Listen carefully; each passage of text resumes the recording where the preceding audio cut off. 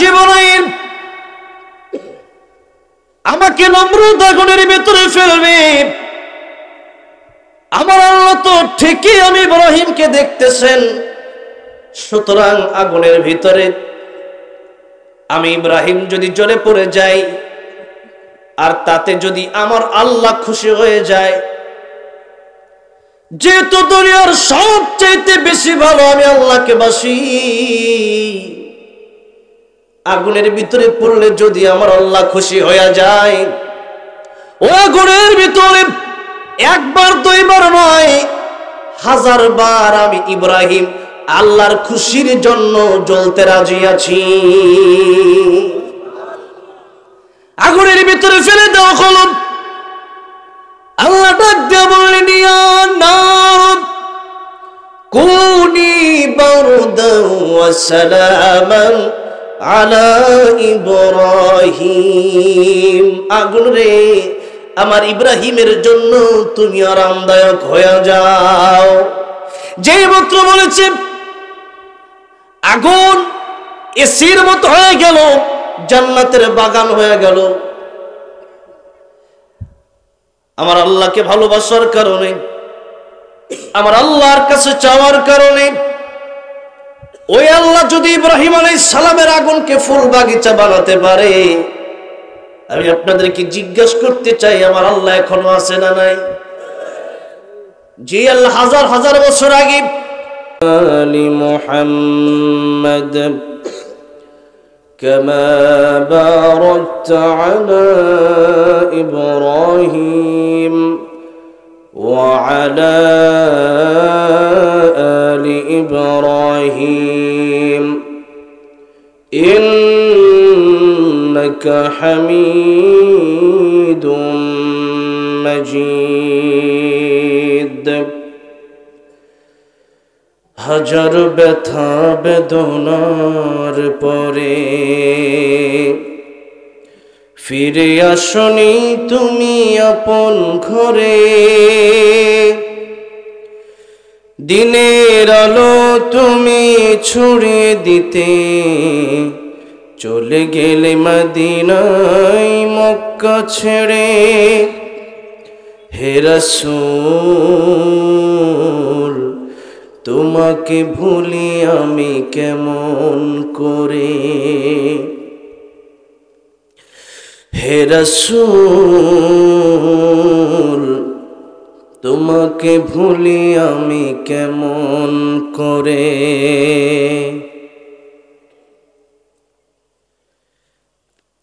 ময়মনসিংহ জেলার ফুলবাড়িয়া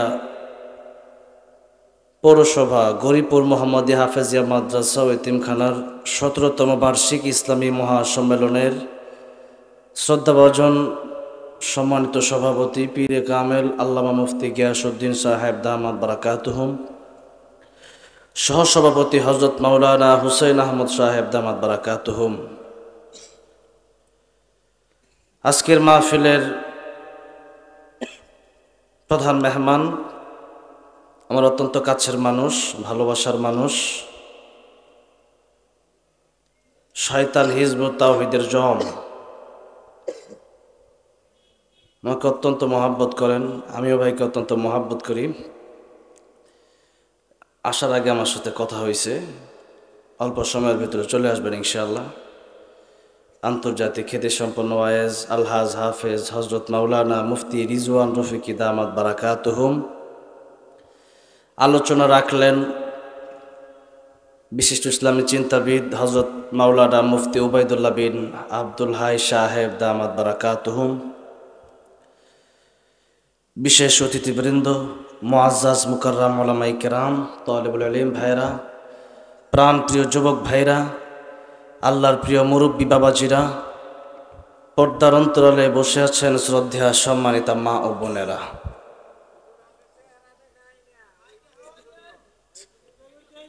একটু নিশা করে দেন তো তাহলে।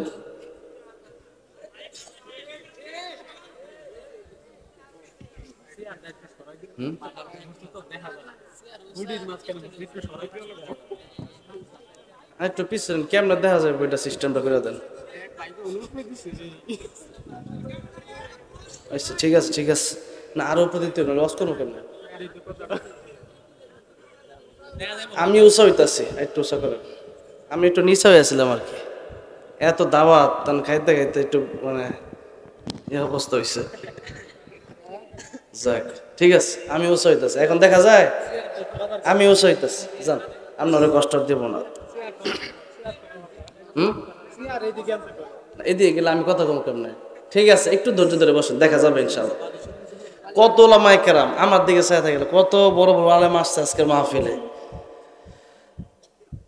আল্লাহ সুবহান মহিয়ান গরিয়ান রব্বুল ইজ্জাত ওয়াল জালালের আলিশান দরবারে হৃদয়ের গভীর থেকে শুকর আদায় করছি যে মহান রব্বুল ইজ্জাত ওয়াল জালাল আমাদেরকে অত্যন্ত দয়া করে, মায়া করে, ভালোবেসে কোরআন সুন্নাহর আলোকে হক্কানি ওলামায়ে কেরামদের মজলিসে জান্নাতের বাগানে, কোরআনের বাগানে ইলমে দ্বীন হাসিল করার তৌফিক দিয়েছেন।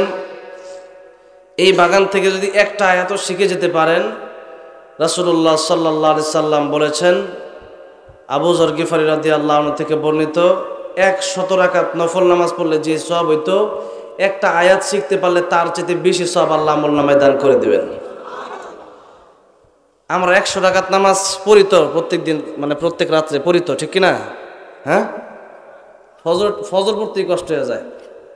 একজন ছিল বাংলাদেশে 70-80 রাকাত পড়তো, আমরা জীবনে পড়তাই না, হ্যাঁ পড়তো। কালকে এক মাহফিলে গেছিলাম ওই কালিহাতি টাঙ্গাইল, যে মিডিয়ার তারা ছিল, এক সাবেক মন্ত্রী আইছিল, আয়া ইসলামে এইটা নাই ওইটা নাই। আমি গেছি এ নেই কমু আজকা। তা আমরা এত পড়তারি না, আর আমরা জানি যে আল্লাহ কিন্তু আকতারু আমালা বলেন নাই, আল্লাযী খালাকাল মাউতা ওয়াল হায়াতা লিয়াবলুয়াকুম আইয়ুকুম আহসানু আমালা, আকতারু আমালা বলেন নাই। বেশি আমল আপনি করলেন, বেশ অনেক আমল করছিল ইবলিস, আমলের দাম আছে? আমলের দাম নাই।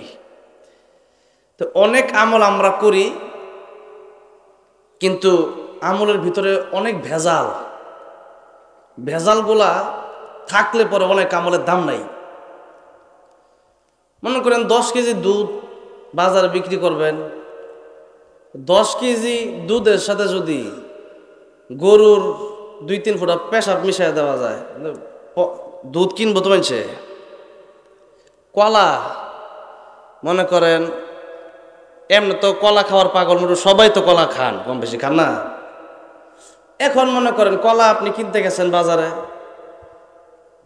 কলা দেখলেন যে সিল্লা বিক্রি করতেছে, এমন বিক্রি করে তো ফুলবাড়িয়া, হ্যাঁ?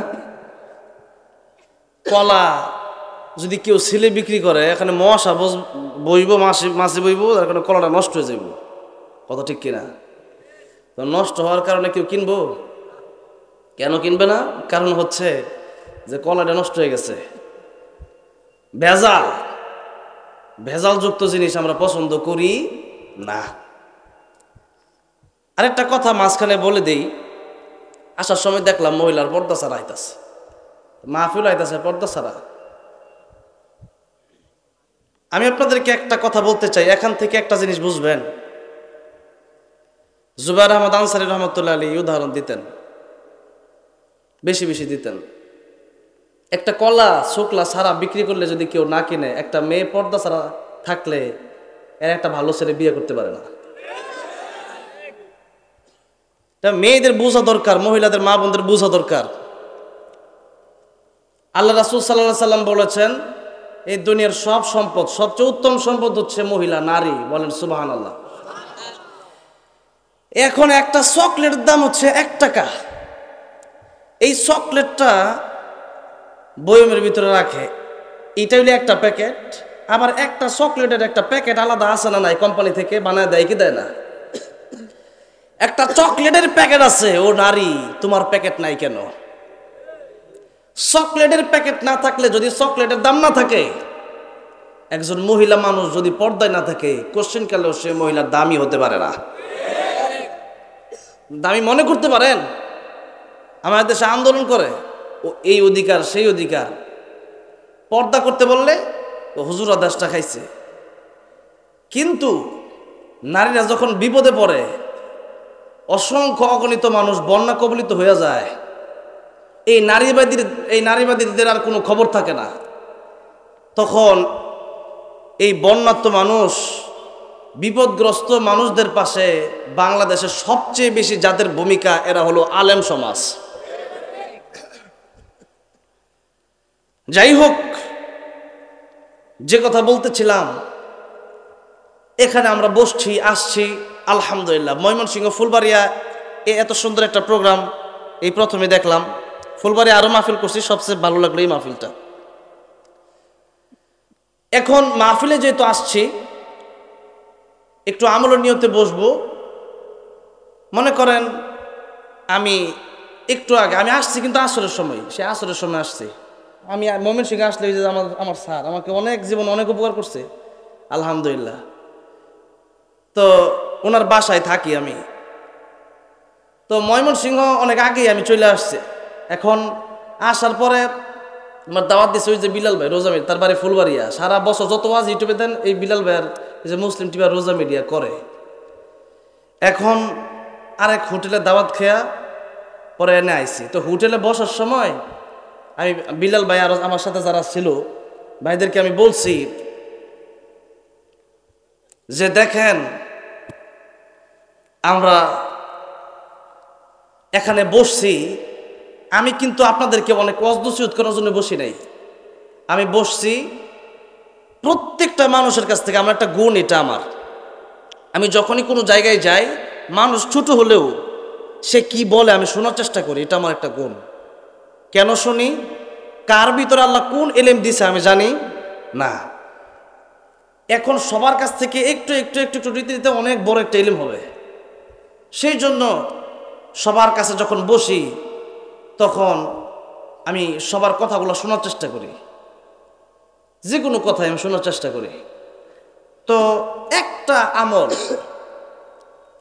এই মাহফিল থেকে যদি একটা আমল যদি আজকে বাড়িতে নিয়ে যেতে পারেন, আমি আজকে যে বিষয়ে আলোচনা করব ওই বিষয়টা যদি নিয়ে যেতে পারেন, আমি যে আয়াত তেলাওয়াত করছি ওই আয়াতটা যদি বাড়িতে নিয়ে যেতে পারেন আর যদি আমলে বাস্তবায়ন করতে পারেন, গ্যারান্টি আপনি জান্নাতি।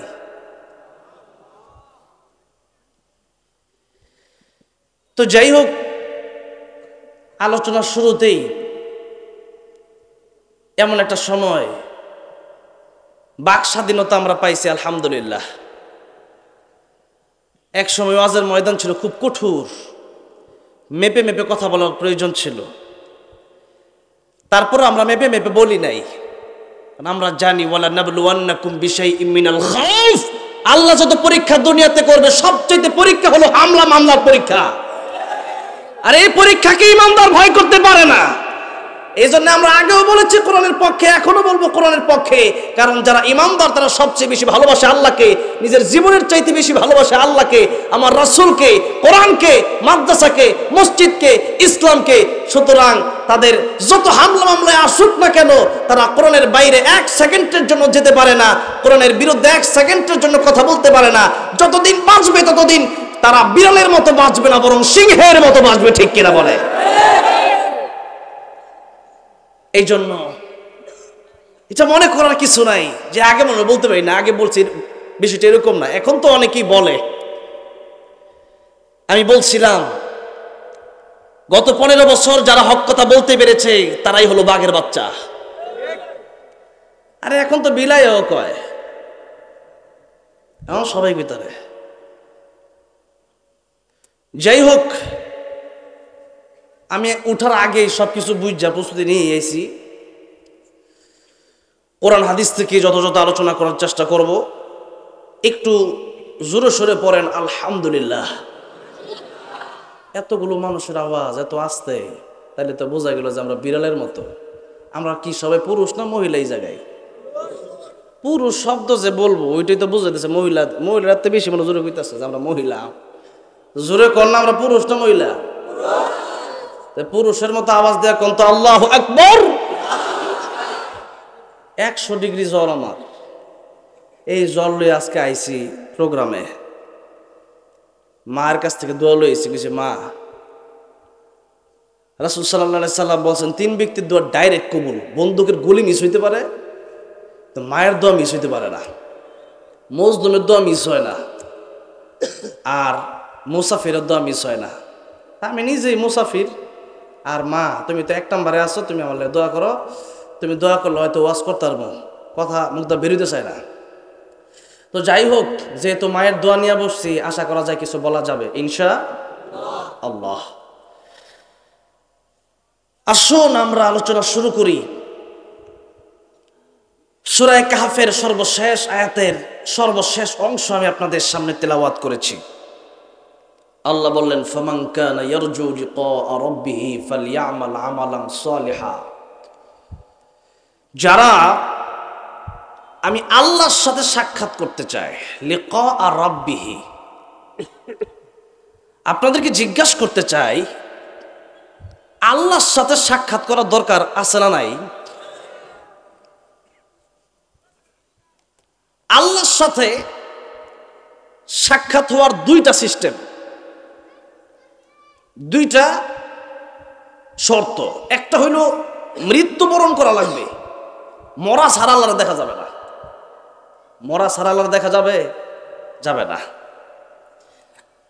দুই নম্বর শর্ত হচ্ছে জান্নাতে যাওয়ার পরে আল্লাহ আমাদের সাথে দেখা করবেন। এখন যারা মুনাফিক, যারা কাফের, যারা বেঈমান, এরা মৃত্যুবরণ করতে ভয় পায়, এরা জেলে যাইতে ভয় পায়, এরা ফাঁসির দড়িতে ঝুলতে ভয় পায়।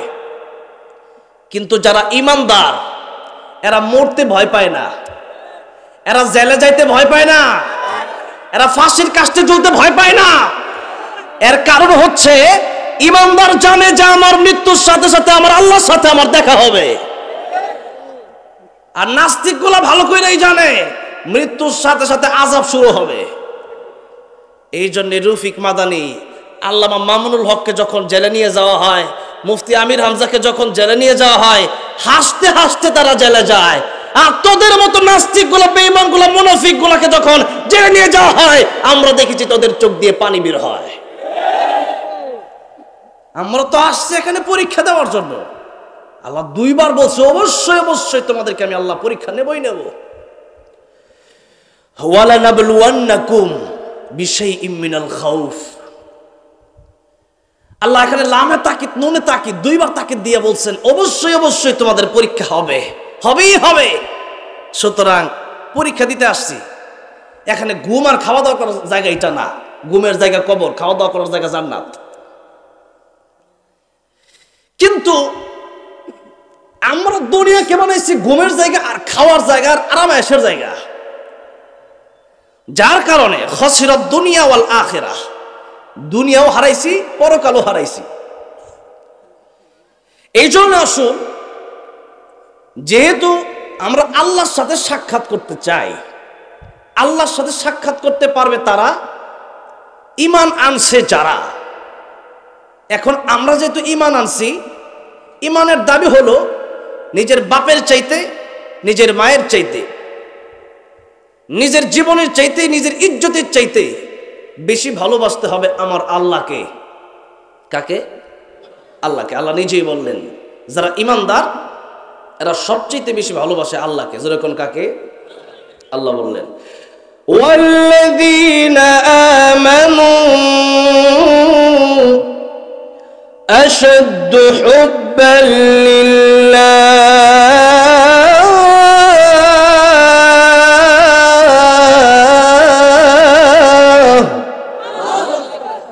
আল্লাহ বললেন যারা ঈমানদার এরা সবচেয়ে বেশি ভালোবাসে আমি আল্লাহকে। মাইকটার কি সাউন্ড মানে যায় না নাকি বুঝতেছি না, গলা ভিতরে একটা ঢুকাই দেওয়া লাগবে না। এত বড় একটা মাহফিলের সাউন্ড মানে জুত পেতেছি না। মমি সিং সাউন্ড আর ভালো হওয়ার কথা, দেখেন বাড়ানো যায় কিনা বুঝতেছি না। এমনি খুব অসুস্থ, মানে 100 ডিগ্রি জ্বর, 14-15টা ট্যাবলেট খাইয়া উঠছে, 14-15টা। এখন ওইভাবে দেন ভাই, একটু সাউন্ডটা দেন আয় কিনা, আমি তো পারতাছি না। এবার আসেন, আল্লাহ বলেন ওয়াল্লাযীনা আমানু, যারা ঈমান আনছে এরা সবচেয়ে বেশি ভালোবাসে কারে? আল্লাহকে সবচেয়ে বেশি ভালোবাসে। এই জন্য জন্য ইব্রাহিম আলাইহিস সালাম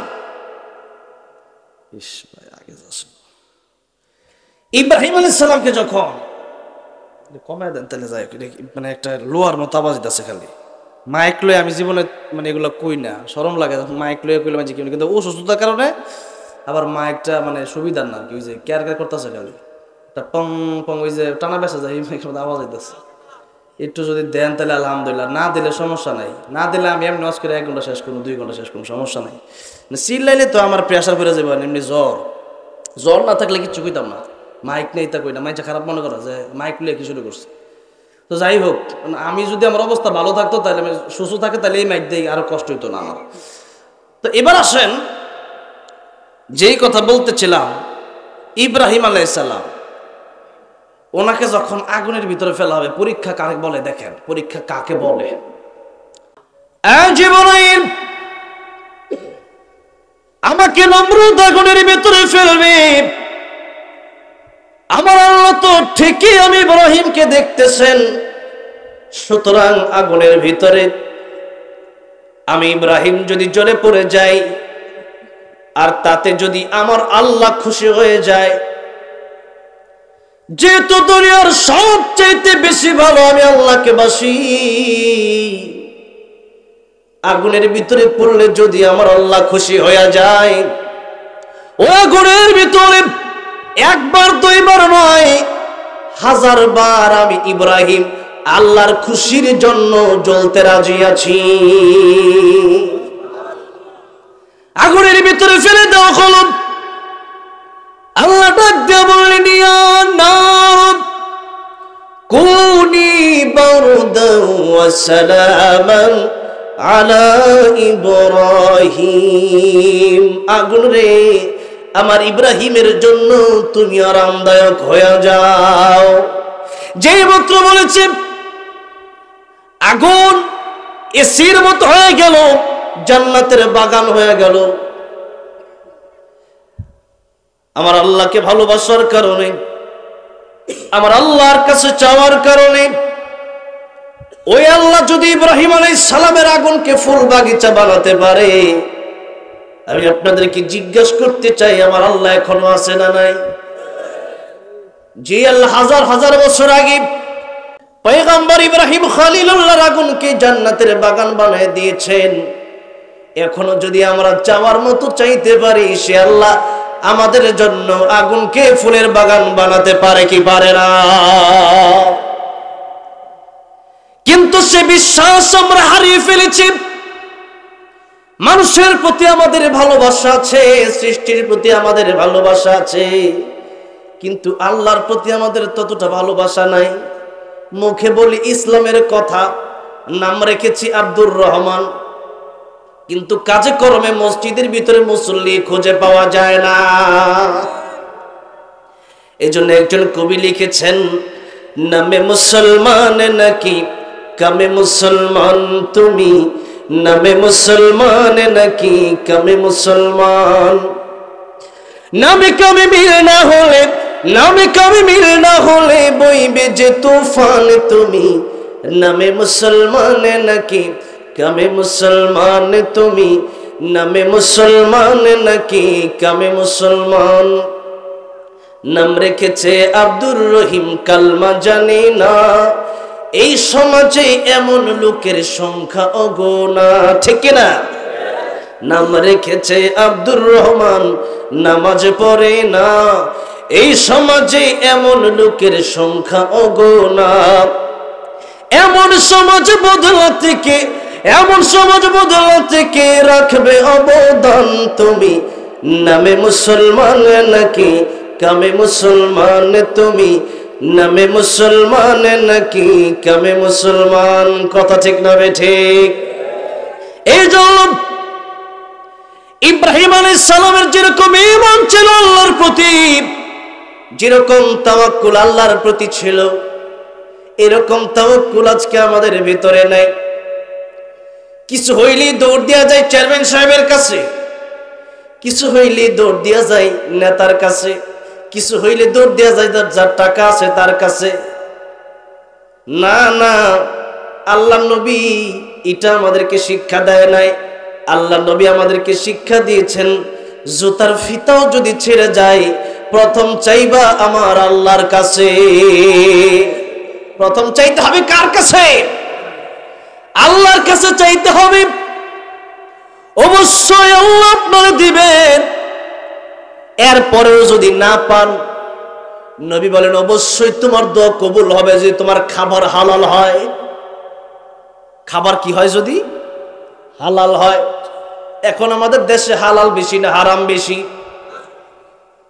কত জায়গায় হারাম আপনি টেরও পাবেন না। এমন হোটেলও আছে আমি দেখেছি, এই যে পিৎজা খান, বার্গার খান, এরকম হোটেল আছে না অনেকগুলা।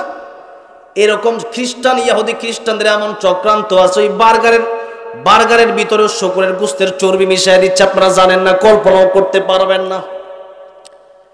এরপরে পেপসি, কোকা-কোলা, আরো যত ইসরায়েলি পণ্য পান করতেছেন, আপনি কল্পনাও করতে পারবেন না এখানেও যে শরীরের চর্বি আছে। সূক্ষ্ম পরিকল্পনা আজকে মুসলমান বুঝে না। সূক্ষ্ম পরিকল্পনা করে আজকে মুসলমানদের থেকে ঈমানকে কেড়ে নেওয়া হচ্ছে। সকালবেলার কেজি স্কুল আজকে মক্তব থেকে মানুষকে দূরে সরাইয়া দিছে। আগে মানুষ মক্তবে পড়তো, সেই মক্তবের দৃশ্য কত সুন্দর ছিল। ওই মানুষগুলো এখন যারা মুরব্বী হয়ে গেছে, আজও তাদের কালিমায়ে তয়্যিবা মনে আছে, কালিমায়ে শাহাদাত মনে আছে, দয়া কুনুত মনে আছে, দয়া মাসুরা মনে আছে। কিন্তু আজকের মানুষ সকাল থেকে নিয়ে সন্ধ্যা পর্যন্ত বাংলা, অঙ্ক, ইংরেজি কত বিষয়ে পড়ালেখা করলেন, আল্লাহর কোরআন শিখলেন না। আল্লাহর কাছে কি নিয়ে দাঁড়াবেন? এত সহজ না রে বন্ধু, এত সহজ না। কিয়ামতের ময়দানে সর্বপ্রথম নামাজের হিসাব হবে। আউয়ালু মা ইউহাসাবু বিহিল আবদু ইয়াউমাল কিয়ামাতিস সালাহ। এখন নামাজের হিসাব যদি সর্বপ্রথম কিয়ামতের ময়দানে হয়, নবীজি বলেন নামাজের হিসাবে যদি সাধারণত মানুষ পার পেয়ে যায়, অন্যান্য সাধারণ হিসাবগুলো আল্লাহ তার জন্য সহজ করে দিবেন। আর যদি নামাজের হিসাবে ধরা খেয়ে যান, অন্যান্য হিসাব দিতে বড় কঠিন হয়ে যাবে। এখন আপনাদেরকে জিজ্ঞাসা করতে চাই, নামাজ ভঙ্গের কারণ কয়টা? প্রথম কারণটা কি? সবাই জানেন, অনেকে জানে না। যারা মক্তবে পড়ছে তারাই জানে, ঠিক কিনা? মক্তবের শিক্ষা কত গুরুত্বপূর্ণ শিক্ষা। এবার আসুন, নামাজ ভঙ্গের কারণ হলো, সর্বপ্রথম কারণে হলো নামাজ অশুদ্ধ পড়া। আর আজকে বাংলাদেশে 95% মুসলমান, আমি যদি প্রতি 100 লোকের ভিতরে মাপি, 100 জনকে কোরআন তেলাওয়াত করতে বলি, আজকে এখানে দাঁড়াইয়া 100 মানুষ কোরআন তেলাওয়াত করতে মনে হয় পারবেন তো দূরের কথা, 90 জনই পারবেন না আমার মনে হয়। কোরআন তেলাওয়াত করতে গেলেই ভুল হবে। কোরআন তেলাওয়াত করতেছেন, এদিকে শুদ্ধ করতেছেন না অশুদ্ধ করতেছেন, ওইটাই তো আপনি জানেন না। আপনি নামাজ পড়তেছেন, আপনি কেমন নামাজি, অথচ আপনি কোরআন শিখার জন্য একটা দিন হুজুরের কাছে গিয়া বলেন না একটু কোরআন আমার শিখায় দেন। বয়স হয়ে গেছে মনে করছেন, বড়ই তো হয়ে গেছি না। বয়স হয়ে গেছে মানে জীবন থেকে বয়স কমে গেল। আপনার যদি 60 বছর তকদিরে থাকে, 50 বছর চলে গেছে মানে আপনার বাকি আছে আর মাত্র 10টা বছর। এখন আপনি কোরআন শিখলেন না, এখন আপনার নামাজ শুদ্ধ হলো না। একটু কি চিন্তা হয় না কবরে গিয়ে আল্লাহর সামনে কি নিয়ে দাঁড়াবে? ও মুসলমান, বাবার পরিচয় দিয়ে কিয়ামতের ময়দানে জান্নাতে যাওয়া যাবে না। সন্তানের পরিচয় দিয়া কিয়ামতের ময়দানে জান্নাতে যাওয়া যাবে না। চাচার পরিচয় দিয়া কিয়ামতের ময়দানে জান্নাতে যাওয়া যাবে না। আজকে যারা চিন্তা করতেছেন অমুকে আমার জান্নাতে নিয়ে যাবে, তমুকে আমার জান্নাতে নিয়ে যাবে, না, ইমানই তো ঠিক নাই, জান্নাতে যাবেন কেমনে? বাইনাল আবদি ওয়া বাইনাল কুফরি তারকুস সালাহ। মুমিন আর কাফেরের মধ্যে পার্থক্যের নাম হলো নামাজ। কি পার্থক্য? নামাজ। ও মুসলমান, রাস্তাঘাটে কত অ্যাক্সিডেন্ট হয়। রাস্তাঘাটে অ্যাক্সিডেন্ট হইলে পরেই আপনি মুসলমান না কাফের এটা আপনার চেহারা দেখা চেনা যায় না। আপনার কাপড় খুলে চিনতে হয় আপনি মুসলমান না হিন্দু। আফসোস আফসোস, মৃত্যুর পরে যদি অবস্থা হয় এর চেয়ে বড় আফসোস আর কি হতে পারে? ও মুসলমানের গোলাম, আজকে দুনিয়ার প্রেমে পাগল হয়ে গেছে। ছেলেকে ডক্টর বানাবেন, ইঞ্জিনিয়ার বানাবেন, ব্যারিস্টার বানাবেন, উকিল জজ বানান, তাতে কোনো আপত্তি নাই। কিন্তু আপনার সন্তান, আপনি যদি মুসলমান, আপনি যদি ইমানদার, সন্তানকে প্রথমত আল্লাহর কোরআন শিখানোর দরকার আছে না নাই? কিন্তু আমরা কোরআন শিখাই না। কত বৃদ্ধাশ্রমে গেলাম, বৃদ্ধাশ্রমে গিয়া দেখলাম কত ডক্টরের মা বাবা আছে। কিন্তু আমি আপনাদেরকে চ্যালেঞ্জ করতে পারি, একজন আলেমের মা, একজন আলেমের বাবা যদি বৃদ্ধাশ্রমে দেখাতে পারেন, জিন্দিগিতে আর কোনোদিন মাইকে ওয়াজ করব না, পারবেন না, কোনোদিন দেখাতে পারবেন না। ও মুসলমান, আজকে মা বাবার প্রতি সন্তান তাকাই দেখতে চায় না। কেন দেখতে চায় না? কারণ সন্তানকে আপনি কোরআনের শিক্ষা দেন নাই। যদি কোরআনের শিক্ষা দিতেন তাহলে এই সন্তান যখন কোরআনে পড়তো বিল ওয়ালিদাইনি ইহসানা, এই সন্তান বাবা মারে কখনো বৃদ্ধাশ্রমে রেখে আসতে পারত না। জোরে বলেন ঠিক না বেঠে? ও মুসলমান, আজকে নিজে জাহান্নাম থেকে বাঁচার জন্য পাগল হয়ে গেছেন, কিন্তু সন্তানকে জাহান্নাম থেকে বাঁচানোর জন্য একটু কি আপনি চেষ্টা করার দরকার মনে করেন না এখনো? অথচ আল্লাহ রাব্বুল আলামিন 28 নম্বর পারা 19 নম্বর পৃষ্ঠা সূরা তাহরিমের আয়াত নম্বর 6 আল্লাহ বললেন, ইয়া আইয়ুহাল্লাযীনা আমানু কু আনফুসাকুম ওয়া আহলিকুম নারা। হে ঈমানদারেরা, তোমরা নিজেরা জাহান্নামের আগুন থেকে বাঁচো, পরিবারকে জাহান্নামের আগুন থেকে বাঁচাও। কিয়ামতের ময়দানে সন্তানকে যদি আল্লাহর কোরআন শিক্ষা না দিতে পারে, এই সন্তানটাই আপনার বিরুদ্ধে বিচার দেবে। আল্লাহ তাআলা আজকের কিয়ামতের কঠিন ময়দানে তোমার কাছে এসেছি, হিসাব দিতে পারি নাই। আমার বাবা আমার ডক্টর বানাইছে, ইঞ্জিনিয়ার বানাইছে, উকিল ব্যারিস্টার জজ বানাইছে, কিন্তু আল্লাহ তাআলা তোমার কোরআন শিক্ষার জন্য একদিনও মাদ্রাসায় পাঠায় নাই। আল্লাহ তাআলা জাহান্নামে যেতে হলে একা যাব না, আমার বাপ মাকে সাথে দেন, আমার বাপের বুকের উপর পাড়া দিয়ে আমি আজকে জাহান্নামে যাব। জোরে কোন নাউজুবিল্লাহ। অথচ নবীজি বললেন, মানুষের মৃত্যুর পরে সব আমল বন্ধ হয়ে যায়, 3টা আমল বাকি থাকে। কয়টা আমল? জোরে বলেন কয়টা? 3টা। 1 নম্বরে, মানুষ ইন্তেকালের পরে মানুষ যদি সদকায়ে জারিয়া করে যায়, মাদ্রাসা মসজিদে দান করে যায়, এই মাদ্রাসা মসজিদে দান করার কারণে এই মাদ্রাসা থেকে একজন হাফেজ হবে, আলেম হবে, কোরআন শিখবে, আবার সেও আর তার ছাত্র হবে, ওই ছাত্রদের আরো ছাত্র হবে, তারা আলেম হবে, আমল করবে, তারা কত জায়গায় ওয়াজ করবে, কত জায়গায় খুতবা দেবে, যত জায়গায় যত আমল হবে। আপনি যে মাদ্রাসায় টাকা দিয়েছিলেন 500 টাকা, এই 500 টাকার কারণে আল্লাহ রাব্বুল আলামিন এই সদকায়ে জারিয়ার সওয়াব আপনার মৃত্যুর পরে আপনার কবরে পৌঁছায় দিতে থাকবে। 500 টাকার কথা আমি বললাম আপনাদের সামনে। এই 500 টাকার কথা কেন বললাম? আপনারা চিন্তা করেন 500 টাকা দিয়ে এত ফজিলত? নবীজি হাদিস শরীফের ভিতরে বলেছেন, মরুভূমির ভিতরে বড় বিপদে আছে, পানি নাই, হাহাকার। আরেকজনের হাতে 1 বোতল পানি আছে, 1 পেয়ালা পানি তার কাছে, আরেকজনের কাছে আছে। সে বিপদে পড়ে বলল, 1 গ্লাস পানি কি আমারে দেওয়া যাবে? যার কাছে পানি আছে ওই যুবক চিন্তা করলো, আমারও তো মরুভূমিতে এই বোতল পানি যদি তারে দিয়ে দেই আমারও তো এখন চলাফেরা কষ্ট হয়ে যাবে।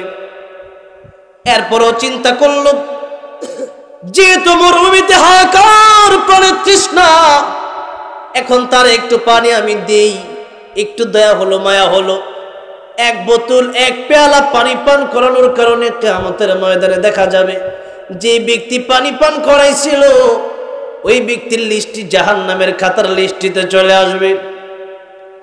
আর যে ব্যক্তিটা পানি পান করেছিল, মরুভূমিতে বিপদে পড়েছিল, ওই ব্যক্তিটার নাম জান্নাতের লিস্টে চলে আসবে। কিয়ামতের ময়দানে আমার আল্লাহ এক একটা উসিলা দেখে দেখে, আমার আল্লাহ তো বান্দাকে বাপের চাইতে বেশি ভালোবাসেন, মায়ের চাইতে বেশি ভালোবাসেন।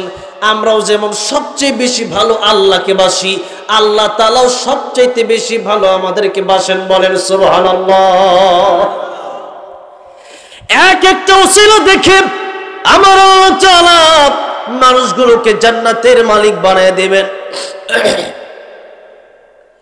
এখন যে মুহূর্তে ওই বান্দা, যেই বান্দা পানি পান করাইছিল, এই বান্দার লিস্ট যেহেতু জাহান্নামের লিস্টে চলে যাবে, এই বান্দাকে আল্লাহ ফেরেশতাদের হাতে তুলে দিবেন। বলবেন, ও ফেরেশতারা, ডাইরেক্ট জাহান্নামে নিয়ে যাওয়ার দরকার নাই, একটু ঘোরায় নিয়ে যাও, আর ওই লোকের সামনে দিয়ে নিয়ে যাও যেই লোকের সেই দুনিয়াতে এক গ্লাস পানি পান করাইছিল। নিয়ে যাওয়া হবে তার সামনে দিয়া, যেই মাত্র তার সামনে দিয়ে নিয়ে যাওয়া হবে সে তারে চিনতে পারবে। তারা দেখে বলবে, আজকে কি তুমি জান্নাতে যাবে?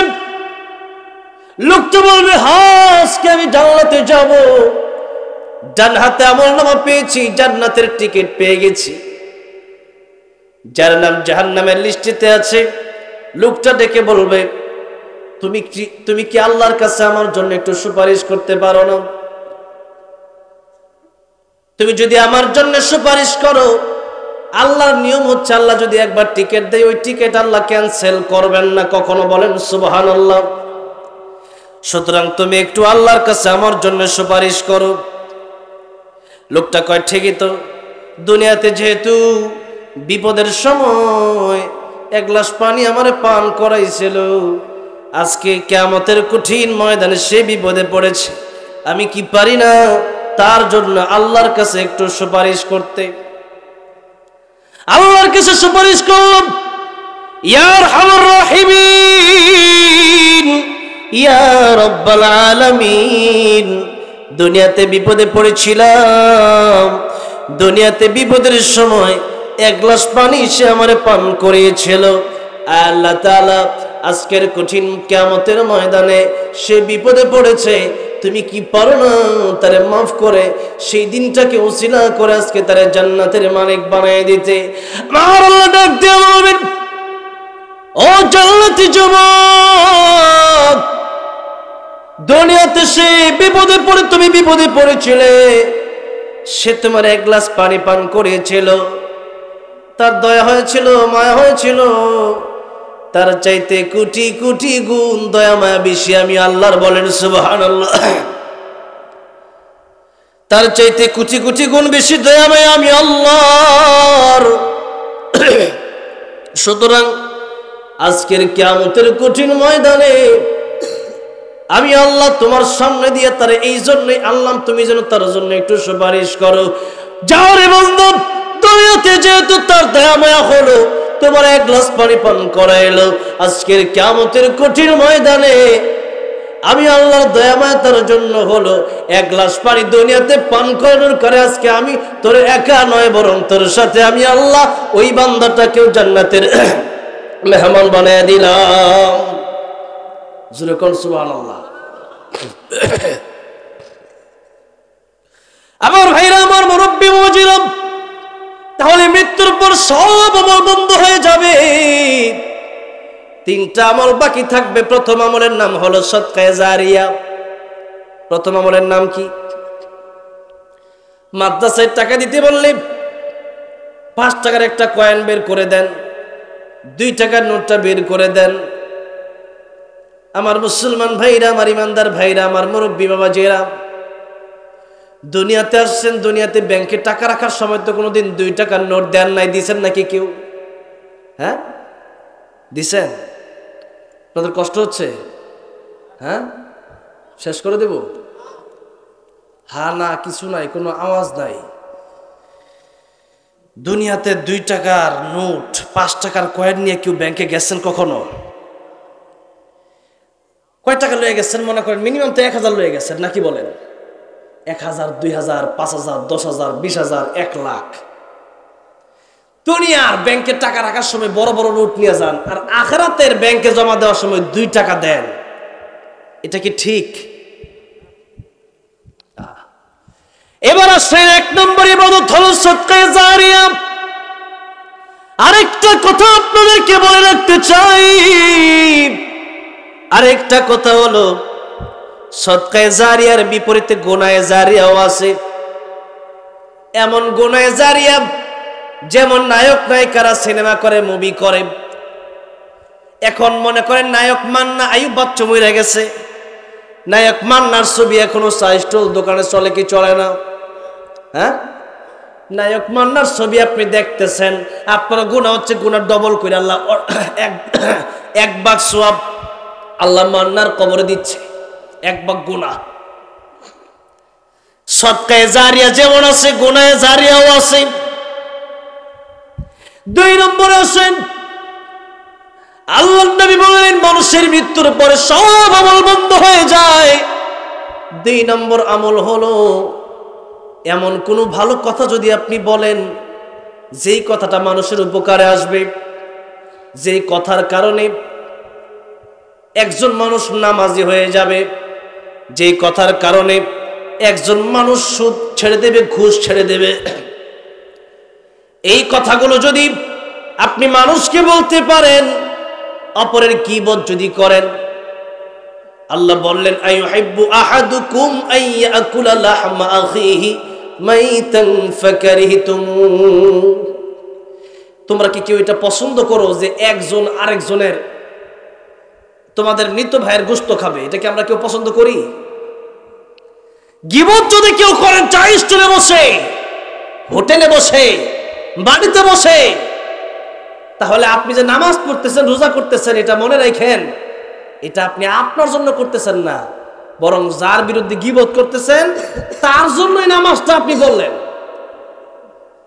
আপনি 5 ওয়াক্ত ফরজ নামাজ পড়েন, সুন্নত বাদ যায় না, আওবিন, ইশরাক, তাহাজ্জুদ সব আপনি পড়েন, কিন্তু এই নামাজ যদি হয় আর নামাজের সাথে সাথে যদি গীবত হয়, তাহলে এই নামাজ আপনি আপনার জন্য পড়লেন না, বরং যার বিরুদ্ধে গীবত করলেন তার জন্য আপনি নামাজ পড়লেন।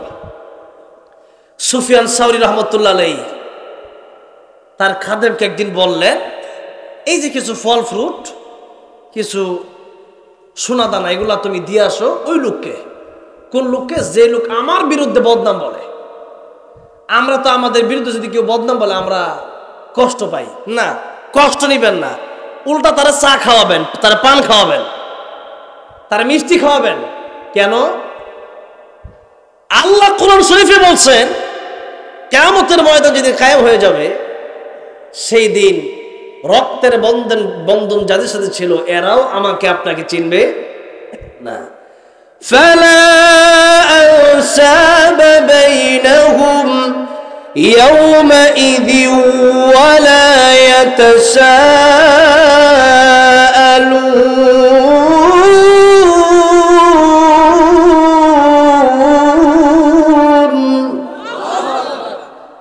অন্য জায়গায় আল্লাহ বলেন ইয়াউমা ইয়াফিরুল মারউ মিন আখিহি ওয়া উম্মিহি ওয়া আবিহি ওয়া সাহিবাতিহি ওয়া বানিহি। বাপ মা, ভাই বোন, স্বামী স্ত্রী কেউ কাজে আসবে না, কিন্তু 2 শ্রেণীর লোক কিয়ামতের ময়দানে আমার আপনার জন্য কাজে আসবে। কয় শ্রেণীর লোক? 2 শ্রেণীর।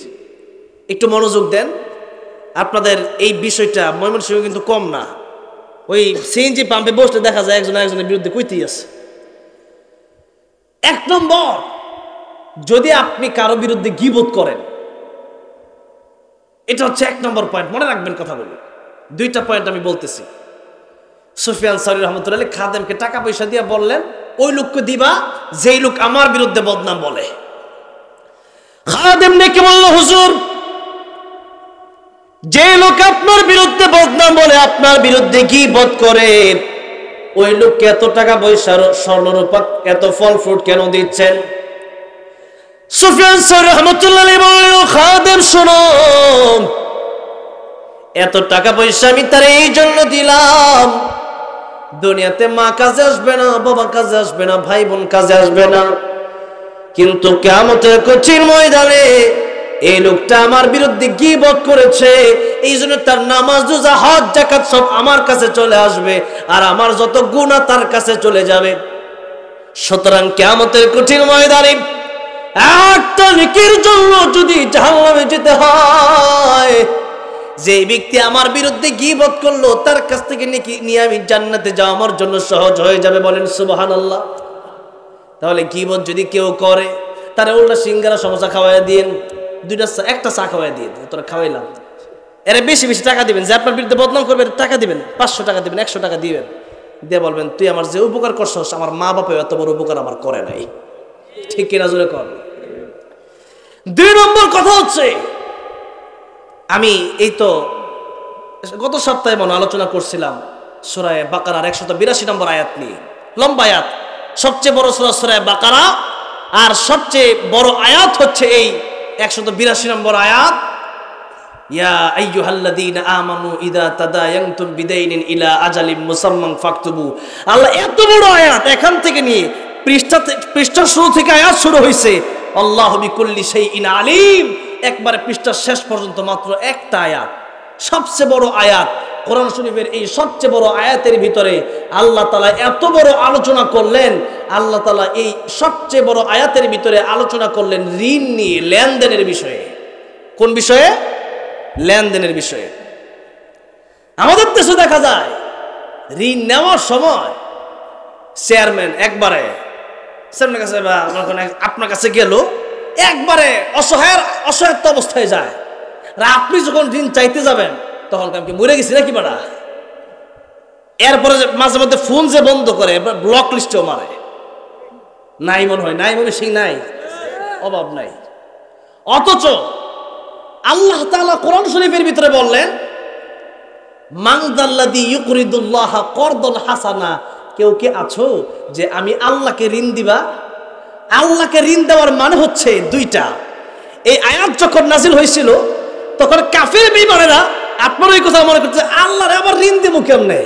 কাফের বেঈমানেরা এই কথা বলল। এক ইহুদি হযরত আবু বকর সিদ্দিক রাদিয়াল্লাহু আনহুর সামনে এই কথা বলে উঠলো যে আল্লাহরে ঋণ দিমু, এতদিন তো ভাবছিলাম মুহাম্মদ ফকির, এখন দেখি তার আল্লাহ ফকির। জোরে কর নাউজুবিল্লাহ। কত বড় কথা।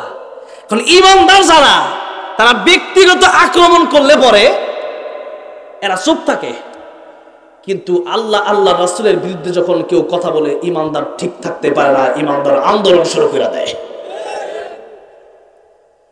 আবু বকর সিদ্দিক রাদিয়াল্লাহু আনহু